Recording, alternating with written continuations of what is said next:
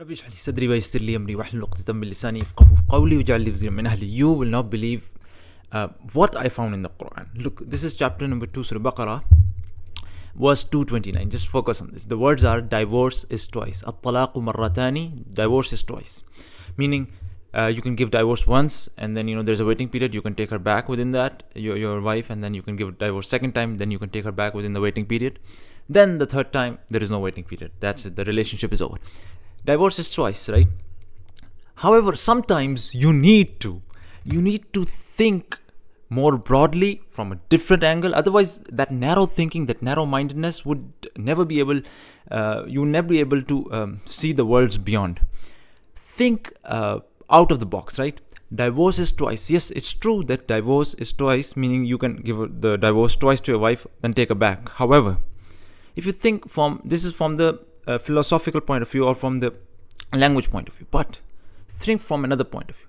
It says divorce is twice, right?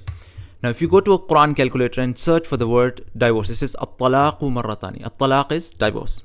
The word talaq, if you search in the entire Qur'an, this is tanzil.net, it occurs exactly, subhanallah, 2 times in the Qur'an. The word at-talaq occurs exactly. It is as though it's subhanallah. It's an amazing play on words. It's as though to tell you that yes, divorce is twice, but the word divorce in the Quran occurs twice. A play on words. Subhanallah, could you even have imagined this?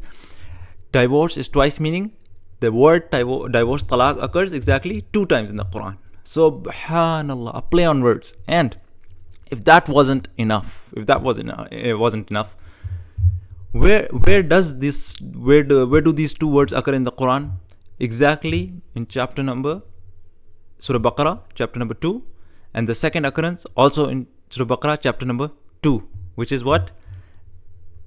Surah Baqarah is exactly chapter number 2 of the Quran. Subhanallah. They both occur in chapter number 2, and they occur only twice in the Quran. And if that wasn't enough, they're occurring where? In verse number 227, the first occurrence, and where's the second occurrence? Exactly 2 verses later, 229. Subhanallah, if you can see here, 229. Subhanallah. The word divorce is twice, occurs exactly 2 times in the Quran, as if it's a word play. 227 and 229. Divorce is twice, and 2 verses before, the same word occurs, and if they decide on divorce. Subhanallah. Who could have ever thought? See, the 3 occurrences. 1, the word is occurring twice in the Quran. Divorce is twice occurred in chapter number 2, and occurs with a difference of 2 verses exactly. Subhanallah. See, that's the thing. These miracles, subhanallah, I just want to say that these miracles, along with all the other miracles, all of the numerical miracles, linguistic miracles, scientific, make the Quran impossible for a human being to come up with. Because, of course, one might say this one occurrence might be a coincidence, but that's the thing. This is not just one occurrence. There's so many miracles I'm showing you, numerical, linguistic, and these are the ones I'm showing you. Imagine the amount of other miracles there are, right? These all together make the Quran so miraculous. Subhanallah. It's not only this one miracle, but so many miracles. Subhanallah.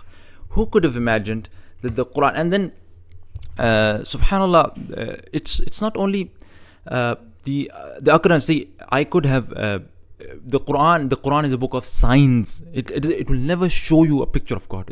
It won't say go to that page and you'll see a picture. No, a sign is what? Something that leads to the actual reality or the truth. That's what Quran is doing. It drops these small signs everywhere to show you that this text wasn't just randomly, the words weren't randomly put out there.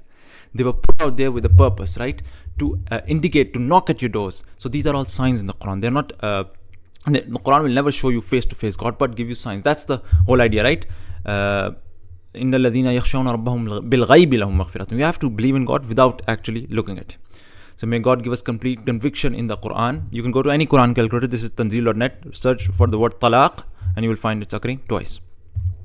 So may God give us complete conviction in the Quran as the word of God. Subhanakallahumma bihamdika ashhadu an la ilaha illa anta astaghfiruka wa atubu ilayk.